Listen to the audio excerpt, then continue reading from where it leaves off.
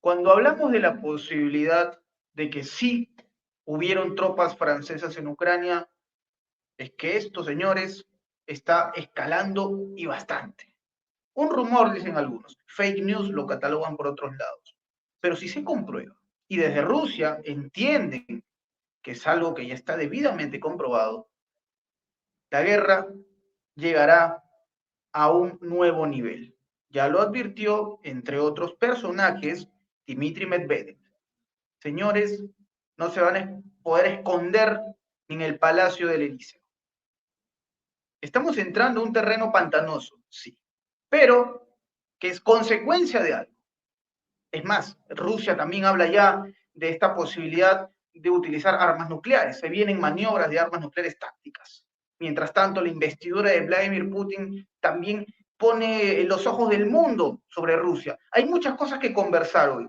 Tenemos un invitado de lujo. Yo siempre, siempre valoro su disponibilidad y que el público también agradece.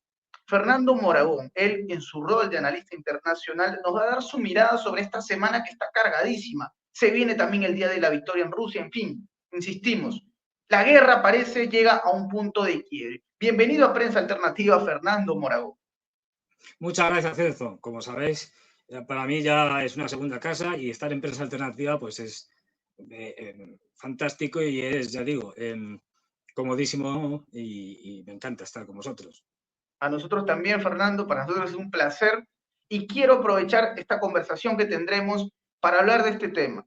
Tú, desde el espacio en el que te encuentras, del otro lado del Atlántico, seguramente podrás contarnos detalles de lo que ha estado ocurriendo. Fernando, salió esta información hace unas horas y se habló sobre esta posibilidad de que efectivamente ya habían soldados franceses en Ucrania.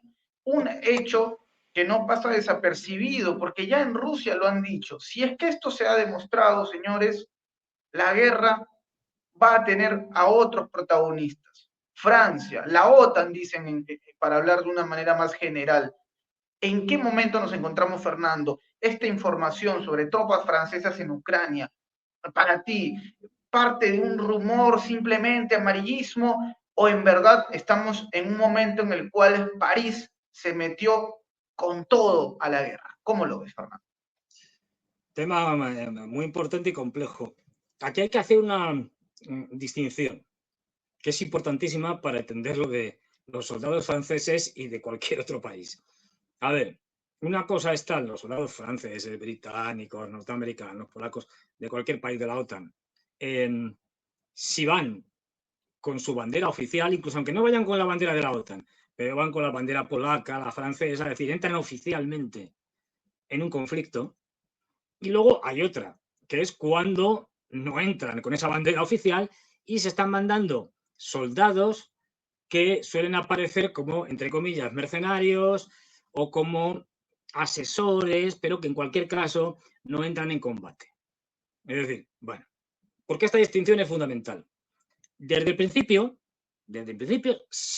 sabíamos, los rusos lo sabían, que había norteamericanos, franceses, británicos, polacos, etcétera, luchando del lado de los ucranianos. Y no estamos hablando de mercenarios de verdad, es decir, de un señor que le pagan un dinero para que vaya a pelear en una guerra que le da igual, en el fondo. Quiero decir, un mercenario es un trabajador de la guerra, si se puede hablar así, que va de guerra en guerra y le da igual quién gane o no gane. Es más, si los contrarios le pagaran más, sería con el otro bando. Es un señor que va a la guerra por dinero. Ya está. Pero bueno, es decir, pues teníamos mercenarios de esos y luego falsos mercenarios, que además se distinguen. Yo no soy un profesional, pero la gente los militares los distinguen muy fácilmente porque se nota que era gente que son soldados, que son militares, muy especializados, entrenados, que van disfrazados de mercenarios. Esto lo teníamos desde el principio. Incluso esa broma, me acuerdo en Mariupol, de una operación un tanto extraña que hubo con helicópteros cuando ya estaban cercando, bueno, ya estaba cercada Mariupol y ya no había posibilidad de escape aparentemente, y hubo una operación peligrosísima con helicópteros para sacar a unas personas que estaban en Azovstal. De hecho, uno de los helicópteros se estrelló, pero los otros lograron salir. Bueno, siempre se ha hablado de que allí había generales franceses, británicos, que estaban metidos ayudando a los ucranianos. Es decir, se sabía que los occidentales estaban no ya dando inteligencia, no ya dando armamento, no ya suministrando de todo, es decir, sino que estaban combatiendo del lado de los ucranianos. Ahí, como había intereses por parte de ambas partes de que eso no se, digamos, no cristalizara en una públicamente, aunque todo el mundo lo sabía, ¿no? Estas cosas, estas mentiras que todo el mundo sabe que es mentira, pero que como a todos nos interesa mantener la mentira, pues no decimos nada. Los rusos no querían decir que allá había tropas de verdad francesas, británicas, etcétera, que simplemente les habían cambiado el uniforme, pero que eran soldados británicos franceses que estaban manejando, entre otras cosas, armas muy complejas que no eran capaces de poder manejar los ucranianos porque no tenían tiempo para instruirlos en ellas, ¿no? Esto se sabía y los rusos no decían nada. ¿Por qué? Y cuando mataban soldados de estos, es decir, soldados, al fin y al cabo, pues los rusos no decían hemos matado soldados franceses, hemos matado soldados británicos, no, decían han muerto mercenarios. Vale. Lo mismo pasaba por el otro lado. De hecho, cuando utilizas este tipo de soldados bajo una bandera falsa u otra bandera, pero que siguen siendo soldados del Reino Unido y tal, o de cualquier otro país, pues cuando uno muere, pues se manda a sus familiares cualquier tipo de excusa y los militares tampoco tienen que dar explicaciones, como ha tenido un accidente de coche, tuvo un accidente haciendo unas maniobras, hubo un accidente, se disparó un fusil, tuvo la desgracia de que muriera. Hay un montón de excusas para poder justificar que un soldado ha muerto cuando ha muerto en combate. Es decir, porque no olvidemos, manejar un HIMARS, es decir, manejar un lanzacohetes norteamericano, eso lo están haciendo los norteamericanos y eso es participar en un combate. Así de claro. Los occidentales tampoco querían decir nada, porque no les convenía.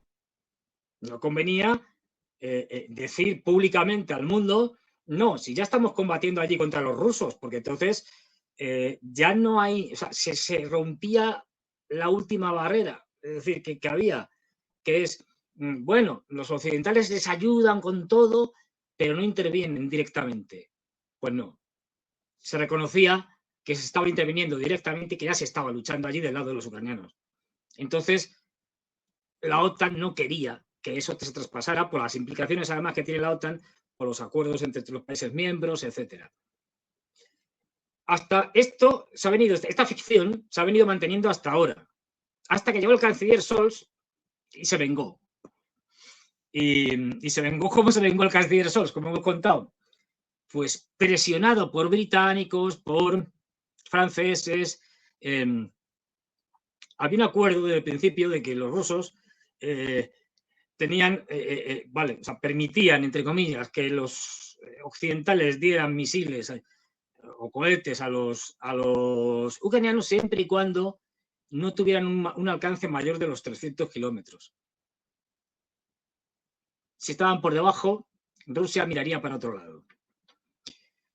El problema es que cuando se dice o se intenta mandar los Taurus alemanes, estos tienen un alcance de 500 kilómetros. Luego hemos pasado lo que los rusos decían. El canciller Scholz, que lo sabe, tiene unos debates enormes y tremendos en el Parlamento, en el Bundestag, y con una presión tremenda de los verdes, de un montón de partidos que están queriendo que se manden esos misiles. Llega un momento en que opta por una salida dura. Y en unas declaraciones de prensa, después de estos debates, ya llega y dice, mire usted, es que no podemos mandar los Taurus a Ucrania. ¿Por qué?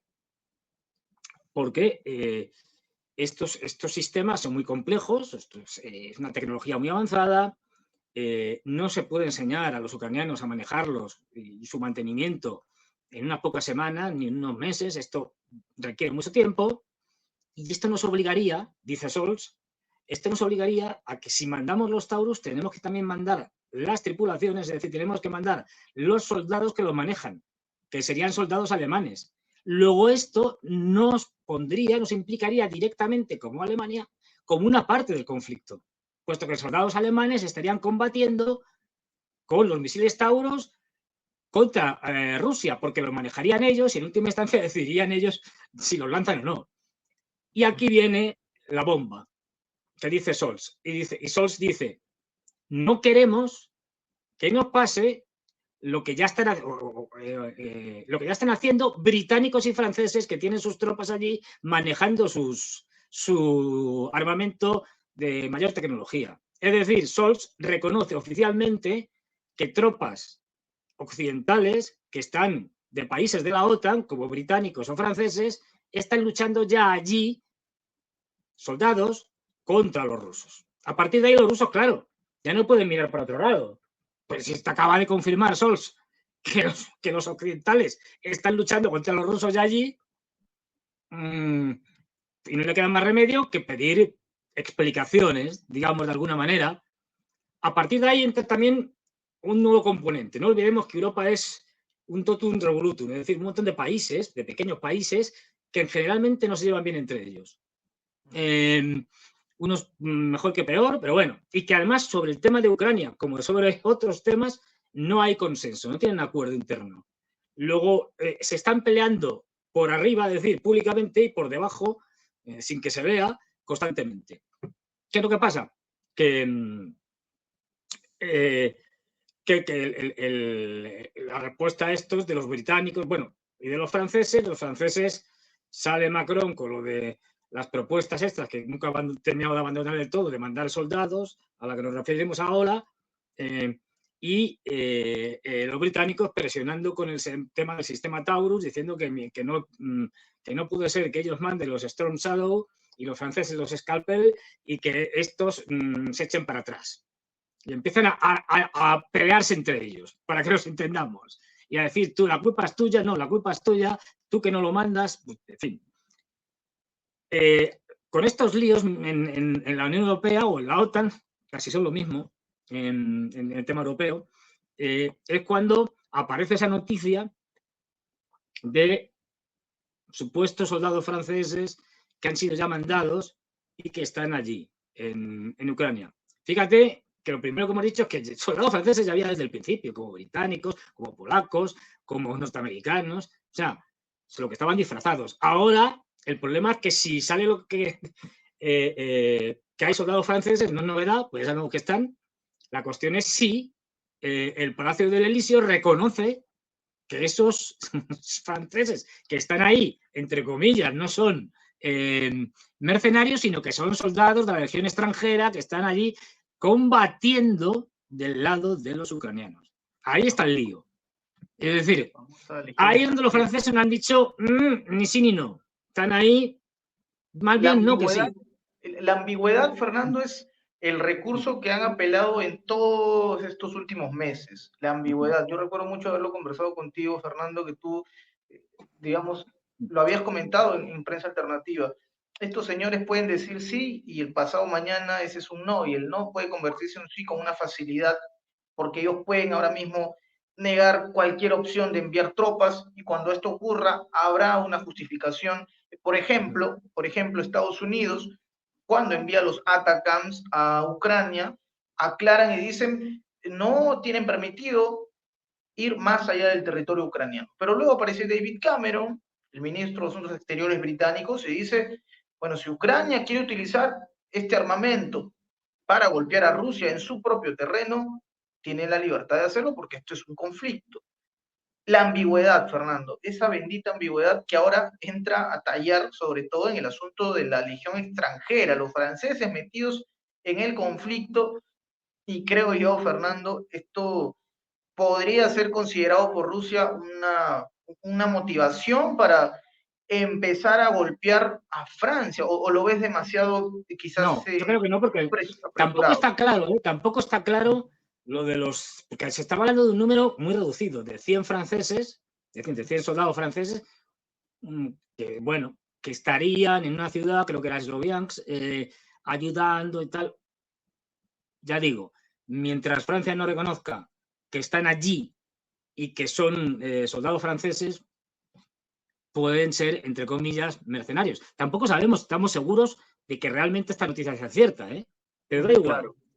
El problema de aquí está en que, a partir de ahí, como bien señalas, empiezan lo de siempre, es decir, las peleas internas. Y llega Cameron en un acto de chulería y de insensatez absolutamente inconcebible, en un brinco de exteriores, y dice, bueno, claro, los británicos no olvidemos, su gran idea es escalar el conflicto para que vaya más y para que al final se extienda más allá de Ucrania a otros lugares de Europa. Porque esa ha sido su política desde hace 300 años. Es decir, crear un desastre en el continente europeo.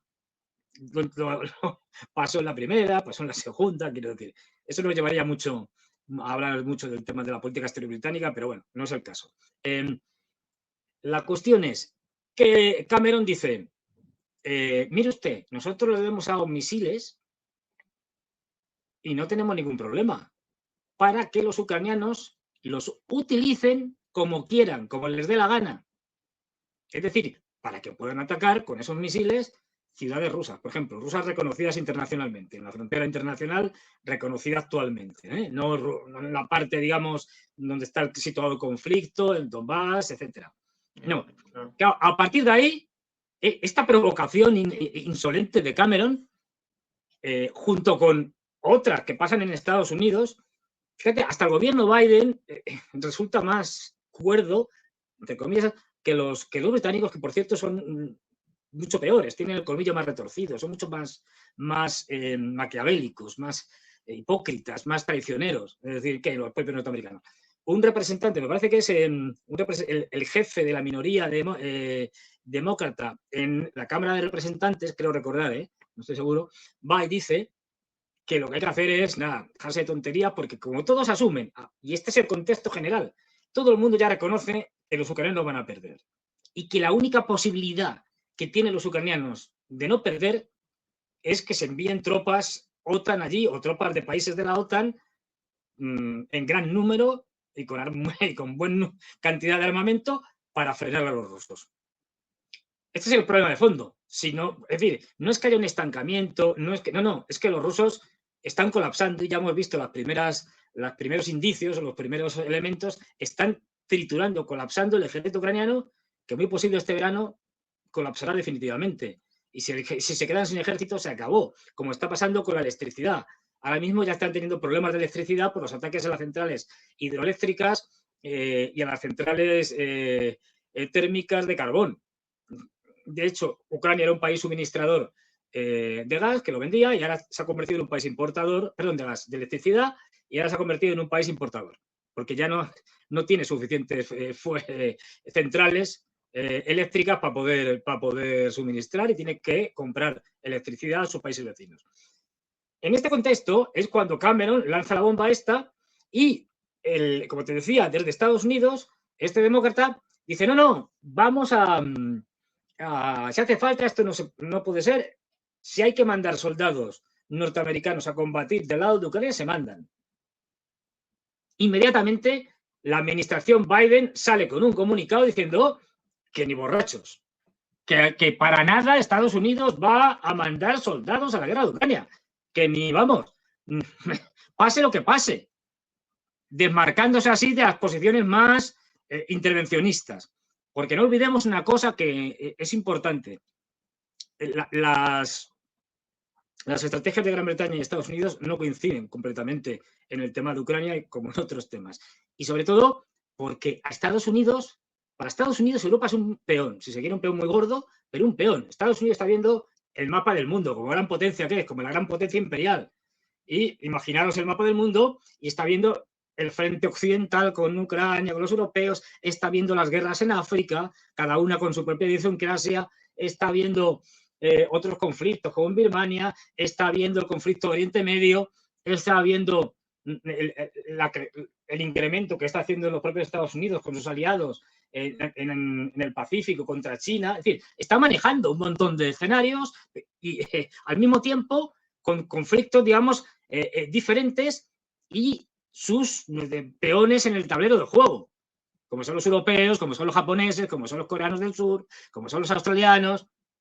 Es decir, a ellos no les importa sacrificar peones como una partida de ajedrez. Si tienen que sacrificar a Europa, lo harán sin ningún problema. Entre otras cosas, porque ya han sacado todo lo que podían sacar de Europa, ya han extraído todo lo que podían extraer en el sentido de que ya han conseguido hundir a Europa, que va camino del desastre más absoluto desde el punto de vista económico, y trasladar un montón de riqueza europea hacia Estados Unidos, con la desindustrialización, con la venta de gas natural licuado a los europeos, con la venta de armamento cada vez mayor, con la salida de capitales hacia lugares refugio, como es el dólar o los bonos del tesoro. Es decir, para ellos la jugada ya la han completado. Y además, quieras que no, han debilitado a Rusia en el sentido de que han perdido material y por desgracia también han perdido seres humanos, han perdido soldados. Con lo cual, Europa tienen poco interés, es decir, y la pueden sacrificar. Eso lo saben los europeos y están muertos de miedo. Por eso ahora mismo los europeos son más otanistas que Estados Unidos. Porque es como el intento de que no se nos vayan los norteamericanos, porque entonces ya estamos perdidos. No olvidemos, la élite europea es una élite globalista, pro-anglosajona, pro-norteamericana. Con lo cual, están viendo que lo van a dejar tirados, que es lo que suele hacer siempre Estados Unidos en estas situaciones. Y se están viendo así, y entonces, ante estas provocaciones de Gran Bretaña, no solo de Gran Bretaña, Macron con los famosos 20.000 que voy a mandar, luego que se iba a meter 1.500 y tal, es decir, llega un momento en que los rusos se cansan y convocan al embajador francés y al embajador británico en el Ministerio de Asuntos Exteriores y le sueltan un rapapolvos. Y a partir de ahí salen los dos corriendo y lo que dicen los rusos, o sea, los rusos dan un golpe en la mesa y dicen, hasta aquí hemos llegado, señores. Ya esto de seguir escalando el conflicto de una manera temeraria, irracional, absolutamente, en fin, de una panda de locos, es decir, y bueno, esto no puede seguir. Ya digo, los rusos han tenido una moderación, una precaución extraordinaria. Estados Unidos estábamos en guerra desde el primer mes, es decir, de los acontecimientos. Y, bueno, en guerra quiero decir, haciendo otro tipo de barbaridades, bombardeando, etcétera. No. Pero ya se cansan y dicen, bueno, si continúan escalando los europeos, vamos a una guerra con los europeos. O mejor dicho, los europeos van a una guerra con los rusos. Y a partir de ahí, pues estamos en un escenario muy complicado y cualquier cosa puede pasar. Aunque teniendo en cuenta que los líderes europeos y los propios europeos somos unos cobardes, quiero decir, de hecho hay encuestas que dicen que cuánta gente iría en Europa a luchar por su propio país. En Alemania, más del 60% de los jóvenes en edad militar te dicen que no irían a luchar por su propio país, ni siquiera si su propio país fuera atacado, fuera el agredido. Imagínate como para ir a luchar por Ucrania. Es decir, vamos, sociedades acomodadas, sociedades conformistas, ¿no? Y eso lo saben los líderes europeos y están muertos de miedo. Aún así, van a intentar, como lo intenta Ucrania, implicar, o sea, ir hacia una escalada mayor. ¿Por qué? Porque al final en Europa hay que tener en cuenta líderes narcisistas, líderes que además han perdido todo contacto con la realidad, que se siguen creyendo que son algo parecido a los antiguos imperios coloniales del 19. El jardín de Borrell, no lo olvidéis. Somos la supremacía, perdón, somos, bueno, aparte de supremacistas blancos, que lo son, es decir, somos, digamos que la culminación de la humanidad, ¿no? Como si fuera una especie de sobrehumanos, de superhumanos, en los cuales, bueno, ha florecido la cultura mejor del mundo, la mejor ciencia, las mejores artes, lo mejor de todo. Es el jardín de Borrell, no lo olvidemos. Y luego está la jungla. El resto, que se trata de forma despreciativa, ¿no? Diciendo, estos son subhumanos. En el fondo, lo que subyace de estos discursos es esto. Es un racismo brutal en todos los ámbitos. Esto no terminan de aceptar los líderes europeos y no terminan de aceptar que Europa ya no es nada. Aparte luego de las peleas internas, ¿no? Macron quiere aprovechar la debilidad de Alemania para hundir a Alemania y ponerse como cabeza de la Unión Europea, ¿no? Y que Alemania quede en un lugar secundario, no como hasta hace poco, en donde Alemania era no solo el motor económico, sino también el director político de la Unión Europea. Ahora Macron, el Napoleón Mini, quiere ponerse a la cabeza de Europa, ¿no? Y a los franceses les encanta mucho esto, este tipo de cosas, ¿no? Aunque sea lo que he dicho algunas veces, es decir, prefieren ser cabeza de ratón que cola de león. Entonces, bueno, nos ponemos aquí a mandar sobre un montón de países que están que no sirven para nada, es decir, que están en plena crisis económica, demográfica, de cualquier tipo. Saben que su única salida es provocar una escalada que al final termina implicando a los norteamericanos, por lo tanto la OTAN. Y entonces están provocando a los rusos. Y los rusos llega un momento que dicen, hasta aquí hemos llegado. Y eso... Porque es que si seguimos escalando, es que ya no vamos a poder parar. Entonces intentan pararlo de una manera relativamente moderada, lo que contaba de los embajadores. ¿Qué le dicen a los británicos? A los británicos le dicen, además, comunicado oficial, miren ustedes, señor Cameron, si ustedes, mejor dicho, si los ucranianos, bajo lo que ustedes les han permitido, utilizan los misiles británicos para atacar a Rusia, a partir de entonces nosotros devolveremos el golpe y atacaremos a las bases o unidades militares británicas que estén en Ucrania y fuera de Ucrania. Esto ya es otra cosa, vamos, en Londres mismo. La guerra es decir, escapa de Ucrania, o sea, cruza frontera y Dios mío. Con lo cual, señores británicos, lo que le dicen los rusos, piénseselo 2 veces, 3, 4, reflexionen, porque este es el precio que van a pagar. A los franceses le dicen más o menos lo mismo, es decir, cuidado con esto de mandar soldados franceses, porque en el momento que vayan soldados franceses son objetivo militar. O sea, en el momento que el señor Macron diga, allá van nuestros soldados y tal, y lo reconozca públicamente, son objetivo militar y estaremos en guerra con Francia. Quizás que una orden para los soldados franceses sería tal vez, antes de caer ante las tropas rusas, quitarse la lengua, arrancarse la lengua, ¿no? Para no... No, bueno, lo que venían haciendo ahora, decir que son mercenarios y que los rusos lo que hacían era mirar para otro lado, es decir, pero porque no querían escalar.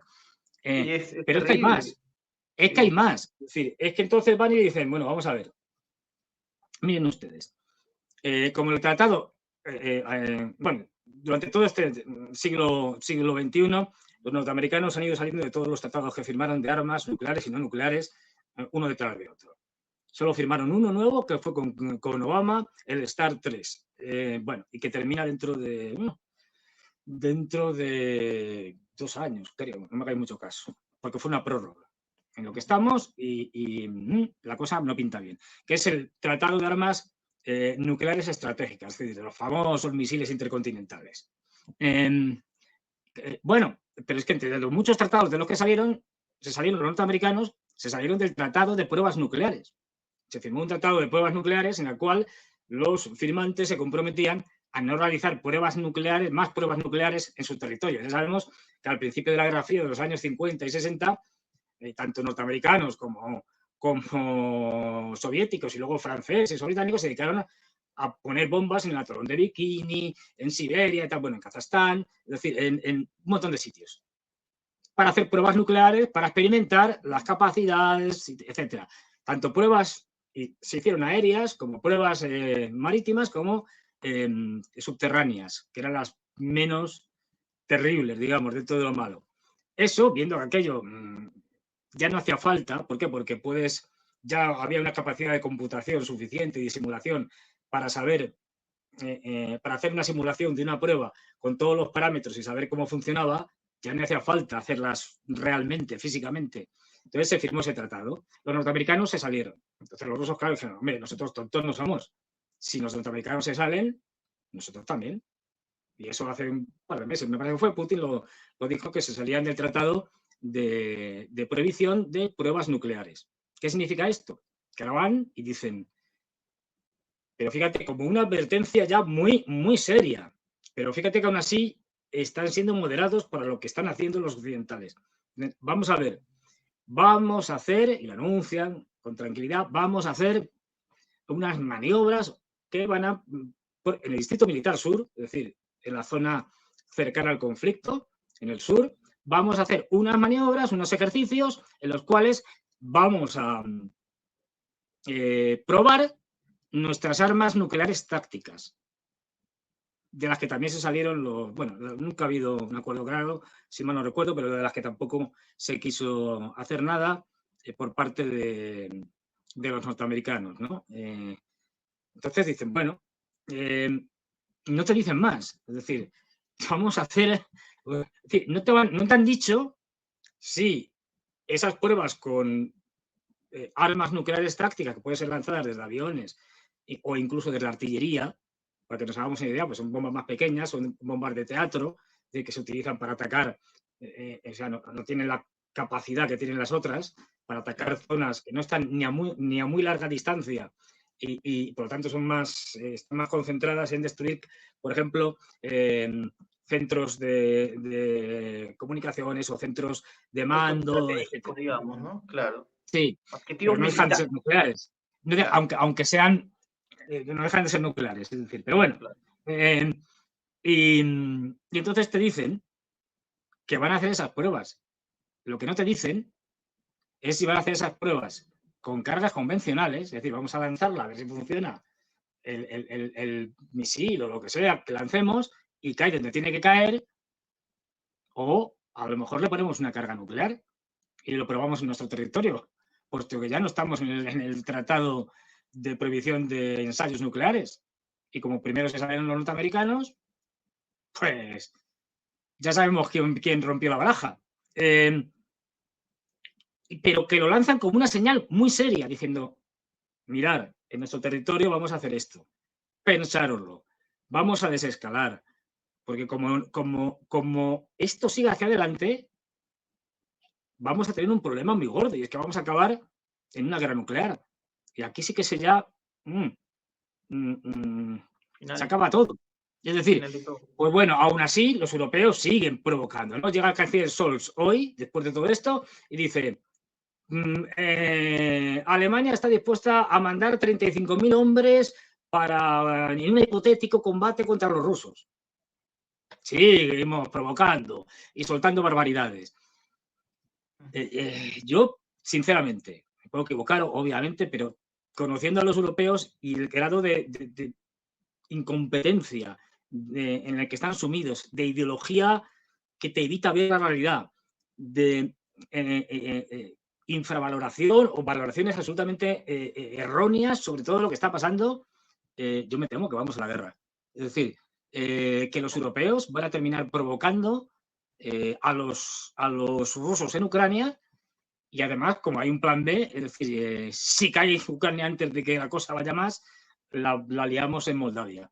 De hecho, fíjate, con este grado de tensión, incluso los norteamericanos no se les ocurre otra cosa que montar una revolución de colores en Georgia, fronteriza con Rusia, porque el gobierno, que es un gobierno antirruso, pero es un gobierno sensato.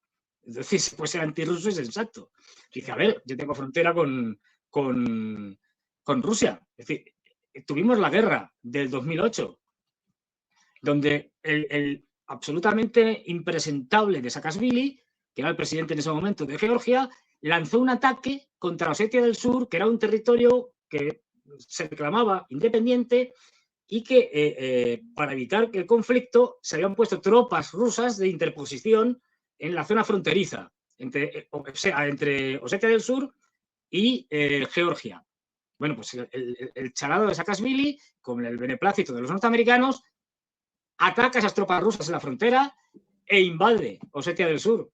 Claro, los rusos tienen que responder. Es lo que se conoce como la guerra de los 5 días, pues de los 5 días. Eso lleva a que ya definitivamente Osetia del Sur y Abjasia, otro territorio que perteneció a Georgia, se declaren independientes y sean reconocidos por Rusia como territorios independientes. El gobierno actual, con la experiencia de esto, es decir, que, hombre, es que ya no es una cuestión de que los rusos sean buenos y que sean malos, es que así no funcionan las cosas. Es que yo no me puedo llevar mal con los rusos. Criterio. Así de claro. Es decir, entonces, lo que yo no voy a hacer es pegarme un tiro. Como, por ejemplo, le pedí a los ucranianos que, como ellos tenían armamento de época soviética, se lo trasladaran, se lo mandaran. Y los georgianos, el gobierno georgiano, con buen criterio, dijo, no, usted está loco. ¿Usted quiere que me enemiste con Rusia? ¿De qué estamos hablando? Ahora, debido a la intervención masiva de las ONGs, think tank, asociaciones, etcétera, de los norteamericanos, entre ellas la de Soros, como no, el gobierno, viendo cómo eso estaba influyendo en la política georgiana, no olvidemos, el año pasado ya se intentó hacer una revolución de color en Georgia, que fracasó por Estados Unidos. Coge y dice, vamos a hacer una ley para limitar la acción de estas organizaciones y, si es necesario, prohibirlas, porque están haciendo una injerencia descarada en la política interna, me están provocando revoluciones de colores, es decir, golpes de Estado blandos. Bueno, a partir de ahí, lo que hace Estados Unidos es montar una nueva revolución de color, y en estas estamos, con intentos de asalto al Parlamento, etcétera. Se ha aprobado la ley por el momento, pero fíjate, la insensatez. O sea, estás empujando a Rusia en Europa con el tema de Ucrania, y a Estados Unidos no le importa presionar para abrir un nuevo frente en Georgia, cambiar el gobierno con un golpe de Estado blando, con una revolución de colores, que venga un gobierno de radicales a lo Zelensky y abrir un nuevo frente de combate para debilitar a Rusia. Estamos locos. Quiero decir, o sea, vamos a ver, esto es demencial. Bueno, pues esto es Occidente, y Occidente nos lleva al desastre más absoluto. En el mejor de los casos, a una destrucción masiva. En el peor, a una guerra nuclear en la que apague y vámonos. O sea, ya, bueno, pues siguen. Rusia ahora mismo está intentando que recapaciten y que se den cuenta de que si van a una guerra contra Rusia, no duran ni 2 días. Vamos, ni una semana los europeos, porque no tienen ni la cantidad de hombres necesaria, ni el armamento, ni la capacidad de producción industrial de guerra, ni las municiones. Sería un absoluto ridículo, pero claro, ya se ha escalado. Una aplanadora. Claro, es decir, Rusia sería ahí, y ahí empezaría a tirar de cosas más potentes, porque Rusia no está utilizando todo el armamento que puede. O sea, que podría, que tiene sus arsenales en Ucrania. Yo, mira, me tenía que haberla pasado, por si queríais ponerla. El otro día veía, que os hemos hablado aquí alguna vez, y estamos hablando solo de las famosas bombas tontas, que las conviertes en inteligentes poniéndoles un pequeño kit barato. Bueno, pues ahora las que se estaban usando que es tremendo, es decir, es devastador. Es una de las razones por las que el ejército ucraniano ahora mismo está sufriendo de una manera como no ha sufrido en toda la guerra. Sí, es decir, de bombas de 250 kilos, de 500 kilos y de 1.500 kilos. Se están utilizando ahora. Estas bombas, digo, son demoledoras. Y se calcula que se están disparando o echando unas 400 o 500 bombas de estas al día. ¡Al día! Se quiere aumentar a 1.000. Y están dándole a la producción, porque Rusia sí tiene una industria de guerra con una capacidad enorme, gigantesca. Pero espérate, ya sabemos que en algún momento determinado, porque está en proceso de fabricación y la van a utilizar, van a echar la de 3.000, la de 3.000 toneladas. La más grande que tienen es de 9.000. Es el vídeo del que yo te hablaba. Un cisne blanco, un bombardero estratégico ruso, hace años, en una prueba de estas de las que se suelen hacer para lanza una FAB 9.000 toneladas, 9.000 kilos de bomba. La tienen que lanzar con un paracaídas, porque si no, para frenarla un poco. Es decir, ¿ves la explosión? Esto devasta un pueblo entero. Y estamos hablando solo de una de las posibilidades. Los S-500 que ya tienen, que son mucho mejores que los S-400 en cuanto a sistemas antiaéreos, eso no lo saben utilizar en Ucrania, ni quieren utilizarlos. Es decir, que hay muchas más armas que tienen que no quieren utilizar por diversas razones. Es decir, si realmente los imbéciles de los dirigentes europeos terminan haciendo lo que se ve que quieren hacer, Europa va a quedar, pero no ya porque, ya digo, porque la guerra duraría muy poco, porque es que no tenemos hombres, ni tenemos recursos materiales, ni tenemos nada, pero el desastre económico, el desastre de todo tipo, brutal, la crisis económica, en fin, sería impensable, cualquier cosa podría pasar. Y Fernando, Y en estas estamos. mira, yo quiero tocar un punto contigo porque hemos estado hablando de este protagonista también que aparece y desaparece cuando quiere, que es Estados Unidos.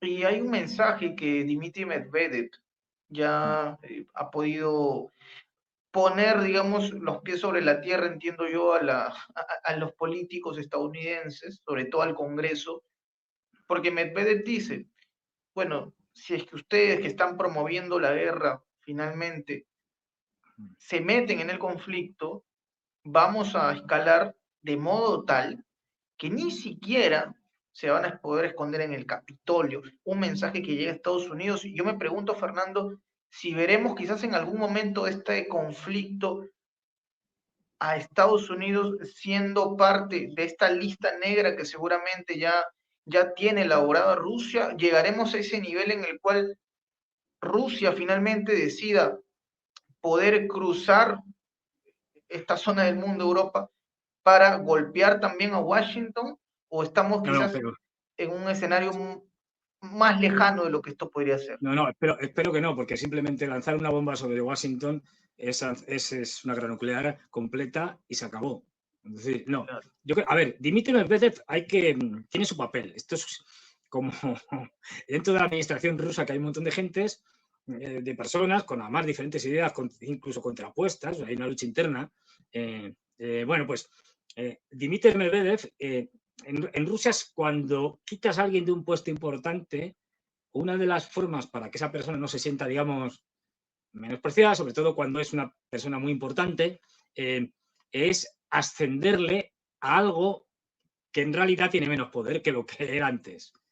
Entonces, cuando Medvedev deja de ser primer ministro, que es un cargo con mucho poder, le ascienden, entre comillas, a vicepresidente del Consejo de Seguridad ruso. A partir de ahí, Medvedev, ha sido siempre históricamente un liberal, es decir, favorable a los globalistas, etcétera, etcétera, digamos, viendo cómo no sé si por convencimiento o porque viendo cómo van las cosas, hace justo lo contrario, se convierte en la voz más crítica, más dura, más irónica, más satírica del Kremlin, digamos, o de la élite rusa. Pero no es representativo de lo que piensa el Kremlin, y digamos, su misión es, entre comillas, si se puede hablar así, o ha adoptado la posición de dedicarse a la guerra de tweets con los norteamericanos, con los occidentales, mandándoles tweets tremendos, que muchos de ellos, bueno, los pone, de tontos para arriba. Es decir, o sea, es su función. No es, o sea, que Medvedev salga con un tuit diciendo que, bueno, o vamos a volar nuclearmente el Capitolio y después hundiremos el Estados Unidos bajo un gran tsunami, o vale, es decir, lo puede decir, pero nadie se lo toma en serio. De verdad, o sea, su función es la guerra mediática en Twitter, en las redes sociales, dando a los occidentales, cascando, es decir, dando tortas a los occidentales. Pero no es un representante, digamos, de lo que se va a hacer o no se va a dejar de hacer. O sea que, bueno, ya ha hecho muchos de estos, ¿eh? O sea, si uno empieza a ver, tiene muchos de estos. Bueno, no es representativo, aunque algunas de las cosas que diga sí coincidan con la línea oficial del Kremlin, pero el Kremlin suele decirlo de manera más moderada, ¿no? Sí, Él, ya digo, ha adoptado el papel del poli malo, para que nos enteremos, y entonces, pues bueno, se dedica a hacer estas cosas. Pero no pensemos que todo lo que dice se va a hacer, porque no. No, imagínate, sería, no es que yo esté victimizando al Congreso estadounidense, Sí, pero claro, también me pongo a pensar en un escenario como este y estaríamos hablando de un camino ya sin retorno, pues, ¿no? O sea, claro. y ojo, siempre y cuando, hay que hacer énfasis, no provoquen que Rusia llegue a esos niveles también, ¿no? Ese es otro punto también. O sea, si es que a No, claro, Rusia, es decir, claro, fíjate las medidas que está tomando Rusia y las advertencias que le está haciendo a unos y a otros, ujú, diciendo, no sigáis por este camino, no escaléis, no volváis a hacer lo que han hecho desde el principio, ¿no? Lo de, no vamos a mandar cañones. Bueno, sí, bueno, no lo pensamos, bueno, no. Bueno, venga, vale, lo mandamos. No vamos a mandar tanques, lo mismo, no vamos a mandar tal. O sea, siempre digamos el mismo esquema. Ahora no vamos a mandar soldados. Bueno, sí, no, tal, que si lo mandamos, que si están, que si no están, y al final los mandan. Como quería en su momento, esto tampoco es nuevo. Al principio de la guerra, ya Polonia dijo que sería muy conveniente mandar una fuerza de interposición de paz a la parte occidental de Ucrania. Por supuesto, los rusos dijeron que no. Pero ya hubo intentos de entrar de alguna manera en Ucrania. Porque no olvidemos, además, ahí los polacos quieren quedarse con una parte de Ucrania y además los polacos son la quinta columna. Ya sé, todos son más vasallos que otra cosa, pero son, digamos, especialmente vasallos de los norteamericanos, son, digamos, el ariete de los norteamericanos en Europa para un montón de cosas, entre otras también para golpear a los alemanes, siempre que pueden. Ya digo, no pensemos que hay una unidad europea ni nada que se le parezca, porque las guerras internas bajo, digamos, por debajo de la mesa que hay en Europa son tremendas. Lo que pasa es que no las vemos. De vez en cuando sale alguna, pero los golpes internos entre intereses contrapuestos, como son los de los bálticos, finlandeses, rumanos o polacos, no tienen que ver nada, por citar a alguien, personas que son conocidas, por su postura en contra de la guerra, en contra del armamento a Ucrania, y por hacer un acercamiento hacia Rusia, como pues Víctor Orbán en Hungría o Robert Fico en Eslovaquia. Esto es lo que es público. Imagínate lo que no es público, que es mucho más. Es decir, los golpes internos por debajo de la mesa. sí. Entonces, la desunión europea, esto nunca ha sido una Unión Europea, ni ahora, ni hace 10 años, ni hace 20. Es decir, jamás. Ese término me gustó, ¿eh? La desunión europea, es decir, bueno, pues ahora está más desunida que nunca y más que lo va a estar. Y yo creo que al final aplicarán el sálvese quien pueda. Cada uno, o sea, las ratas abandonarán el barco, conocido como Unión Europea, y las ratas son los países que la componen, bueno, pues cada uno intentará negociar con quien sea lo que pueda. Ya estarán construyendo búnkeres de repente, ¿ah? Sí, bueno, estas son locuras que ya digo, es De decir, si es que repente. hay una imagen que es muy... O sea, a ver, no nos olvidemos una cosa, que para llegar a algo como una guerra mundial, eh, eh, hay que tener un cierto grado de locura. Si no, o sea, ahora mismo, de hecho, el mundo lo podríamos dividir en este momento entre países con dirigentes sensatos y razonables y países con dirigentes psicópatas, básicamente. Es decir, y tenemos, como te decía, a Fico o a Orbán, Víctor Orbán, ultraconservador, Robert Fico, socialdemócrata, incluso con algún ministro del partido, de un partido comunista eslovaco que está coaligado con ellos. Es decir, y los dos están defendiendo básicamente la misma postura. O sea, no es un problema ideológico, sino de cordura. Oiga, ¿cómo no vamos a enfrentar con los rusos? Ustedes están locos. Es decir, ustedes saben que esto nos lleva al desastre. Y luego la parte del mundo que bueno, que en el caso de Europa es de vergüenza ajena, porque somos unos verdaderos vasallos y somos los grandes, vamos a ser los grandes perdedores, ya lo somos, y lo vamos a ser.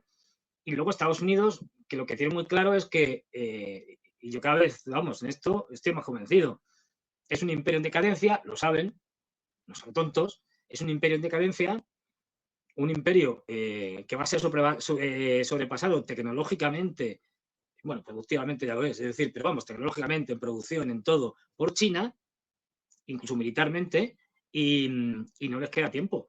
Y saben, además, que ya no tienen la potencia militar que tenían, por ejemplo, en los años 50 o justo después de la Segunda Guerra Mundial. Y que se ha demostrado que invadir países, incluso tan cutres como Irak, el Irak de Saddam Hussein del 2003, era una sombra ridícula comparado con el Irak de Saddam Hussein del 1991, cuando la Primera Guerra del Golfo, bueno, país cutre, donde los kurdos ya eran de hecho, en el 2003, aliados de los norteamericanos, eran una autonomía que en la práctica eran independientes y que iban por libre. País como Afganistán, un país de analfabetos, agricultores, pastores, y pierden. ¿Por qué? Porque, bueno, pues muchos problemas. Un día, si quieres, hablamos de por qué los norteamericanos pierden tantas guerras, teniendo la mayor potencia del mundo y tal. Y pierden, imagínate, o sea, ellos ya son conscientes de que las guerras terrestres, y si encima son de ocupación, son inviables. De hecho, desde entonces cambian su doctrina y lo que están haciendo es preparándose para lo único que ya pueden hacer, que es caotizar el mundo. ¿Y por qué quieren caotizar el mundo? ¿Por qué quieren caotizar Europa en una guerra sin fin? África, entrar en guerra con los chinos, los máximos rivales, los que le van a quitar el trono, y otras partes del mundo. Pues muy sencillo. Porque como hemos señalado algunas veces, Estados Unidos es como si fuera una isla. Ni en la Primera Guerra Mundial ni en la Segunda les cayó una bomba encima. ¿Por qué? Porque están separados de todo el mundo. Si uno coge y pone el continente americano en medio y pones a un lado el Atlántico, al otro lado el Pacífico, pues te das cuenta de que al norte tienen Canadá, más de lo mismo, al sur México, pero ya está muy al sur y México nunca ha tenido las capacidades para poderse enfrentar a Estados Unidos, con lo cual México nunca se va a enfrentar con buen criterio militarmente a Estados Unidos. No tienen más. Es decir, son una isla monstruosamente grande que tiene la ventaja de que está alejado de todo el mundo, con lo cual nunca han sufrido una guerra en esa gran isla que es Estados Unidos, desde, me parece, 1812, que fueron los ingleses allí a intentar zurrarles, y tiene otra desventaja, claro. Nadie te puede atacar, pero tú estás lejos de todo el mundo. Es decir, si como potencia marítima que eres, tú tienes que ir por los océanos con tu flota o tus flotas para controlar el comercio marítimo mundial, que es una de las cuestiones claves de Estados Unidos. Es decir, a ti no te pueden atacar convencionalmente, pues estás muy lejos, pero tú estás muy lejos también de los demás. Y si tienes que hacer una expedición militar, al final te sale mal, porque eso supone unos problemas logísticos, por ejemplo, brutales, porque no tienes nada al lado que atacar, entre comillas. ¿Qué le lleva eso a los norteamericanos? A hacer lo único que pueden hacer.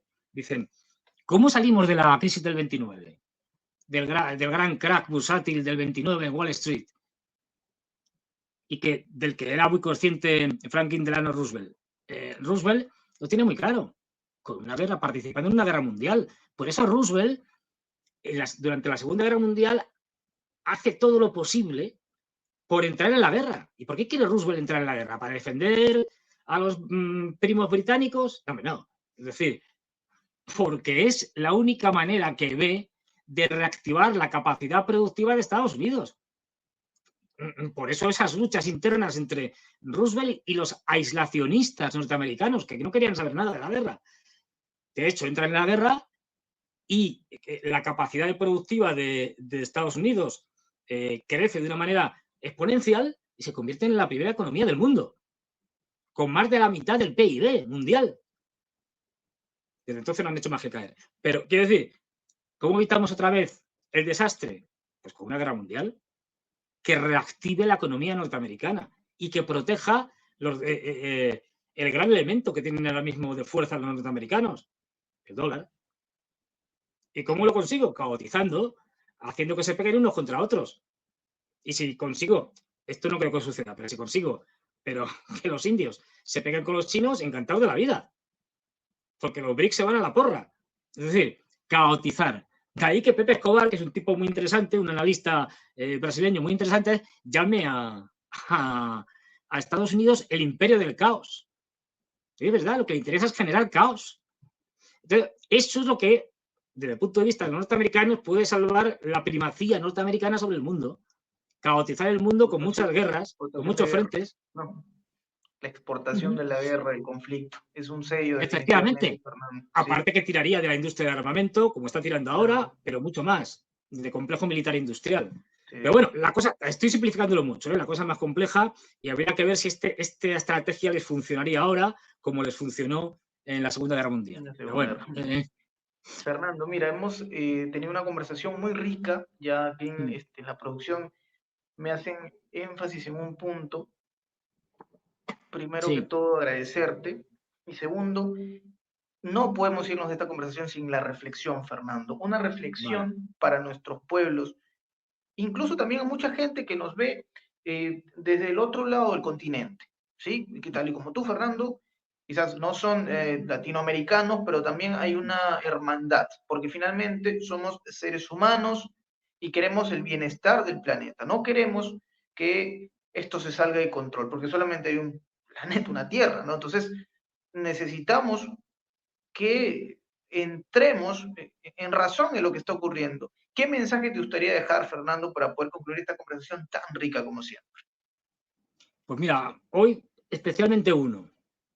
Por favor, a todos los que podáis, a todos los que veis prensa alternativa, bueno, hablar con vuestros amigos, con la gente y tal, decir, mira, lo que nos están contando los grandes medios de comunicación es mentira, es completamente mentira. Ver prensa alternativa, de verdad, ver prensa alternativa y ver otros canales que están diciendo más o menos lo que dice prensa alternativa. Es decir, buscar esa gente que son analistas que dan otra visión del mundo para que por lo menos tengáis una visión contrapuesta a la oficial, porque es que la situación es crítica. O sea, es decir, nos estamos jugando el todo por el todo. O sea, ahora mismo estamos en el momento más peligroso de la historia de la humanidad. Y para eso tenemos que ser conscientes de ese momento. Y la única manera de ser consciente, o una de las pocas maneras, es viendo prensa alternativa, viendo otros canales de YouTube. En el caso de negocios tuve, en el caso de España, en donde también salimos unos cuantos contando estas cosas, el mismo canal que yo los viernes hablo y cuento cosas, es decir, ver a la gente que cuenta otras cosas y ver prensa alternativa y contárselo a los demás y decir, oye, mira, me están contando cosas en prensa alternativa que no es la película esta extraña que nos cuentan los medios oficiales, que no tienen ni pies ni cabeza. Esto es lo único que puede llevarnos a todos en general a tomar conciencia y a que a partir de ahí, de alguna manera, por lo menos podamos hacer algo, podamos actuar, pues si no, es que es imposible. Pues ya digo, y no tenemos mucho tiempo, lo siento, tenemos muy poquito tiempo antes de que esto se nos vaya de las manos. Así es.